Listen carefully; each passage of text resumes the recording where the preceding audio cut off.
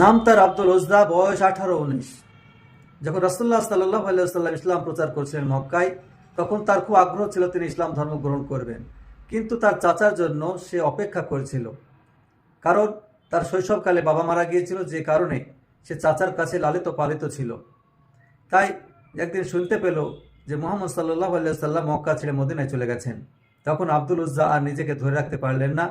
তখন তিনি তার চাচাকে গিয়ে বললেন, চাচা, মুহাম্মদ সাল্লাল্লাহু আলাইহি ওয়াসাল্লামকে আপনাকে কেমন লাগে?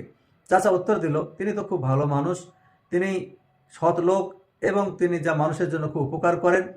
তখন আব্দুল উজ্জা বললেন, তুমি ইসলাম ধর্ম গ্রহণ করবে? চাচা উত্তর দিল, না, আমার বাপদাদার ধর্ম আমি ত্যাগ করতে পারবো না। আব্দুল উজ্জা নিজেকে ধরে রাখতে পারলেন না।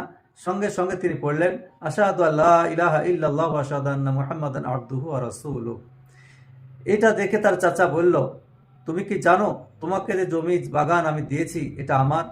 সঙ্গে সঙ্গে আব্দুল উজ্জা উত্তর দিল, আপনাকে আমি ফেরত দিলাম। তার চাচা বলল যে তুমি যে বসবাস করো যে বাড়িতে, সে বাড়িটাও আমার। আব্দুল উজ্জা উত্তর দিল, সেটাও তোমাকে ফিরিয়ে দিলাম। তার চাচা বলল, তোমার পরনে যে পোশাকটা আছে এটাও আমার। আব্দুল উজ্জা বিন্দুমাত্র দেরি না করে সঙ্গে সঙ্গে শরীর থেকে পোশাকটা খুলে তার চাচার হাতে দিয়ে উলঙ্গ অবস্থায় তার মায়ের কাছে চলে গেল। মা তার এই ভরা যৌবনের ছেলে, 18-19 বছর বয়সের ছেলেকে দেখে, উলঙ্গ অবস্থায় দেখে নিজেকে আর লজ্জায় সামলাতে পারলেন না। সঙ্গে সঙ্গে তিনি চোখ মুখ ঢাকলেন। বললেন, বাবা, তোমাকে এই অবস্থা কে করেছে, আর কেনই বা করেছে? তখন সে বলল যে, মা, আমার এই অবস্থা দায়ী, আমি ইসলাম ধর্ম গ্রহণ করেছি, যে কারণে আমার চাচা আমার সম্পদ নিয়ে নিয়েছে। তো তুমি আমার কাছে কেন এসেছো?